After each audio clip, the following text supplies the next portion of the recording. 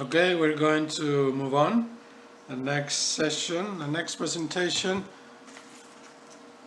will be given by Sebastian and Julia Treese, who are doing an exceptional job in in a more urban setting of traditional architecture, and they are this year's win laureates of the Treehouse Prize. So, Sebastian, Julia.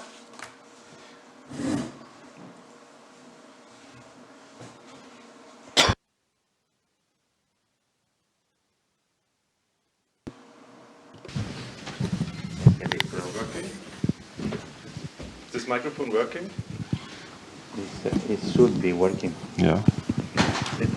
Yeah? Okay. If you want to use that too. I can, yeah, also. Maybe start. I need this pointer. Okay. So thank you, Alejandro, for the invitation and this wonderful conference. We are honored and thrilled, of course, to contribute this conference. And in the relatively short history of our office, we have tried to remain focused on what we do best, building houses. Having won the Treehouse Prize this year, we are excited to now enter a new field of practice that is participating in the critical discourse on architecture. We are relatively new to this field, at least publicly, and would therefore like to take our time today to briefly, and hopefully simply, explain where we come from, what we do, and how we do it, by presenting 4 of our projects spanning from our very first to one that is nearly finished. Oh, sorry. After some intense years at Hans Kolloff's office, I founded my first office in Berlin-Kreuzberg in 2008. My wife Julia joined the practice in 2012, followed by our second office partner Jan Burkhoff in 2013. Over the last 10 years, our office has grown to a team of 20 architects with projects throughout Germany and since 2017 also in Mumbai, India. But let's go back to the very beginning. Our first project led us out of the city to the countryside. 1 hour's drive from Berlin city center, the client of this house found a beautiful piece of land right on the shore of a large lake within a nature reserve, and we were asked to design and build an extension of the already existing building. When we toured the area, we were inspired by numerous simple but beautiful wooden barns, clad with roughly sawn pine planks with natural edges. It was the aesthetic relation and constructive parallels to Japanese wood architecture that provided the idea of carefully adapting the principle of framing and filling. We framed the rough cladding, transformed simple pillars into columns. You see this guy transforming a usual pillar into a column, articulated the corners and its carefully assembled joints. Transferring the same principle to the interior by using profiles at every joint, a tent-like surface tension between wall, roof, and the openings was achieved. If this project was small in scale and influenced more than by surrounding vernacular context, it shows in a very simple way how we approach architecture. We do not have to invent, but rather tie in with what we can be found by analyzing it and comparing it to pre-existing and established architecture. From this process, we develop our designs in small, simple steps, adding an additional layer with each step, which in the end results in the idea of the complex ordinary. Our buildings seamlessly blend into the environment, yet retain the independence through the transformation of the found in a new whole. Having spent the first years of our architectural practice on more vernacular architecture in rural and suburban areas, it is thanks to our long-term partner and developer, Ralf Schmitz, that is not working. Is this one working? It has to be closer? Okay, like this, okay. So it is thanks to our long-term partner and developer, Ralf Schmitz, that is a family-run firm that has been building real estate with high craftsmanship and quality since 1864 that we were able to apply our design approach in a more urban situation. So in 2012, the client bought property on Eisenzahnstraße. That is a small side street on Berlin's only and probably the most famous boulevard, Kurfürstendamm. Often compared to Hausmannsöver, it is clear to see that, in Berlin there's a lack of overriding principles that create these clear urban spaces and the architectural coherency that is so often admired in Paris. In its side streets, however, we discovered remarkable buildings that all follow the same set of rules, which is a 1- or 2-story high EKABA space with lavish entrances and front gardens, followed by tectonically articulated apartment floors with large balconies, loggias, and bay windows that are often crowned by opulent roofscapes. It was this clear continuity that we thought would be necessary to apply on the client's building site. We therefore decided to travel to Paris to study the urban fabric and Hausmann's universal facade grid that was applied indiscriminately to all buildings. As you can see here, a 2-story high base, a 2-story high base that is crowned by a ridge balustrade or guardrail that introduces the piano nobile to be the richest of all floors, that also introduces the architectural motive for the floors that come above. With subtle projections and subtle swings, those facades become elegant compositions without losing their coherency to the whole and to the streetscape. Separated by another balustrade, the étage supérieur, which is often set back from the main facade, and in another architectural expression, it marks the transition to the roof. So with this in mind, we started to develop our own grid for our facade, applying even roof height. So we applied even roof height to the site, resulting in a 6-story building. We were able to convince our client to adapt the typical floor height that is almost 4 meters instead of squeezing in another floor. We transferred Hausmann's horizontal structuring by developing a 2-story high base, followed by 3 apartments floors crowned by a setback étage supérieur. With a plot size of almost 50 meters, that is double the size of a usual plot in Berlin, it was clear that we had to ensure a vertical rhythm by creating a dominant center and 2 counterparts on each side. We then articulated the facade by shifting weights and creating hierarchies within the volume. Carving out openings, we were able to achieve a well-balanced ratio between wall and window opening. We then left the simple 2D drawing and started working on a 3D model. Similar to the empiric and also intuitive work of a sculptor, we formed a gently curved central avant-core that is contrasting with 2 Baroque-like, sharp-edged counterparts on either side, as you can see here and here, that are all framing the very same French balcony windows throughout.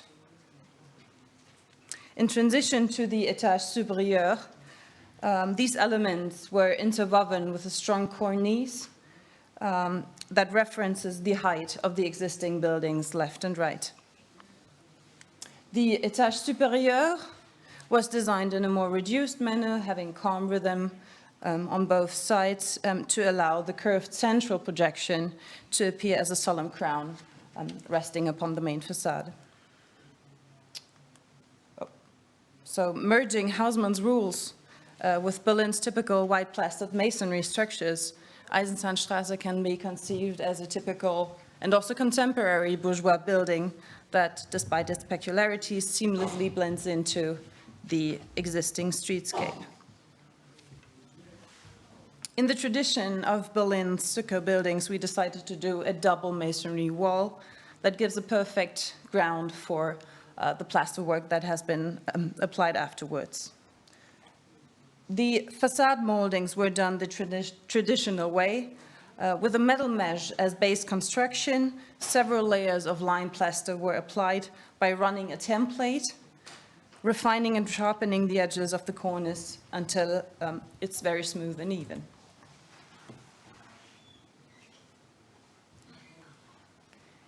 For the garden loggia, that has a very complex geometry of an in and out swing on the exterior and a flat facade on the inside, we're going to see this later, we applied a so-called rabbets construction, following more or less the same principles. You have a suspended metal construction, and layers of plaster, of lime plaster were applied, resulting in a very elegant and smooth vaulted ceiling afterwards.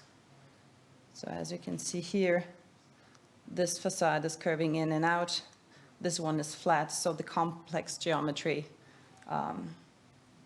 it was a very complex geometry that was achieved. We also designed highly detailed ironwork for the apartment building, but left open the exact shapes and forms for each ornament. That allowed the metal workers to incorporate their experience and craftsmanship to each element. So,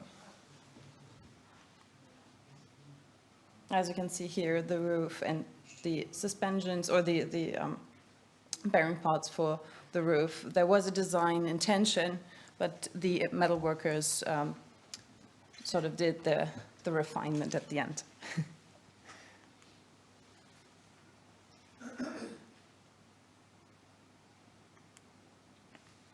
The ongoing collaboration with our client, Ralf Schmitz, brought further projects in Berlin, Düsseldorf, and also Hamburg. In Hamburg's district of Nienstetten, it's an urban borough on the right bank of Elbe River. Our client bought property on Charlotte-Niese-Straße, on this corner plot. It's a residential street that is situated in a very calm, village-like area, with charming red brick houses embedded in rich vegetation and old-growth trees. With the intention to build several houses full of character, Peter Wilhelm Jensen Klint's buildings with faces provided the impetus for this project. Influenced by the British arts and crafts movement, Klint's Holmes House in the suburbs of Copenhagen are an example of stripped-down simplicity and focus on materiality. Using one hand-molded brick throughout the whole building, it is the composition of architectural elements such as varying roof shapes, window formats, but also projections and bay windows that give the ornamentation of the house. As a result of our research, we developed two houses and a freestanding villa that can be considered as variations of the same typology. Using a shimmering brick and a domed mansard roof on all three objects, the ensemble allows the observer to grasp it as a whole. Playful variations of details, window formats, and also brick details break with the strength and allow each house to have its own individual appearance.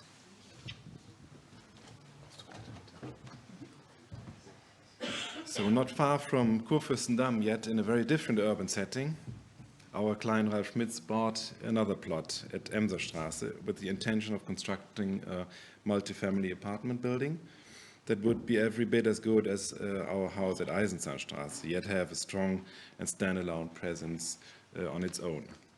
Located in the rather heterogeneous district of Wilmersdorf with a much more fragmented fabric of individual buildings from all periods, this area is characterized by remarkable expressionist brick ensembles such as the housing complex on Ludwig-Kirchplatz, by Paul Hetzer from 1932 or the Voga complex by Erich Mendelssohn on Lenina Platz, both of which are derived from the early 20th century industrial settings found throughout the city. 4 years after completing Eisenzahnstraße, the real estate market had changed significantly in Berlin. Omitting one floor to provide floor heights of 4 meters and above was simply no longer economically viable.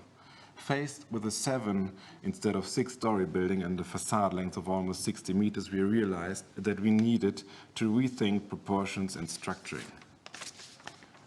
In the search of strong verticality, yet with respect to the classical order, we were eventually led to Burnham and Sullivan's high-rise brick buildings in Chicago with their contrasting, often rusticated or highly ornamented 2-story base followed by continuous columns, projections and alternations rising to a large cornice with a gentle outward flare at the top. These characteristics were applied in the design of Imsestraße. In order to gain control of the immense volume, we decided to combine 2 ordering principles with each other. With this alternating height of 1 or 2 stories, the plinth accentuates the facade's slight projections and recesses, creating a recurring pattern of frontage on the pedestrian scale. Above that, a dark violet brick facade of Wittmunder Torfbrandklinker, so it's the name of the brick from northern Germany, fine traditionally sintered bricks from northern Germany, rises above the plinth with monumental 3 to 4-story arches, highlighting the central and lateral protrusions and lending vertical character to the broad facade.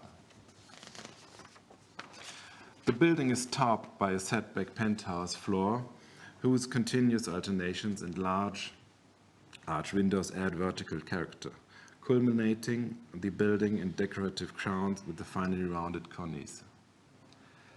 The physical and visual density of the brick contributes to the building's somewhat familiar presence in the urban fabric, yet adds a certain exotism to it, and one that is certainly intentional. The canopies over the entrances underscore the familiarity to streetscapes of Chicago and New York, a connotation also evoked by the interplay between the rustic stone plinth and the brickwork above. The complex part The complex parts of the clinker brickwork, the cornices and arches arrived at the building site as prefabricated, reinforced concrete, sorry for that, elements, and were cram-fitted into the hand-crafted masonry wall. So, one back. Infusing our project with a kind of exotism, that is, by taking cues from existing places and architectural heritage at large, can be perceived as typical or even elemental for our practice.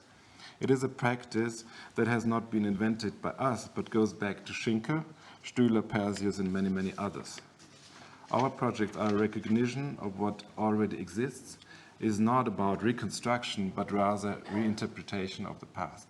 We tie in our architectural heritage as well as the knowledge about construction and craftsmanship to produce a new architecture that is aware of context, culture, and the physical order of existing places. Thank you very much.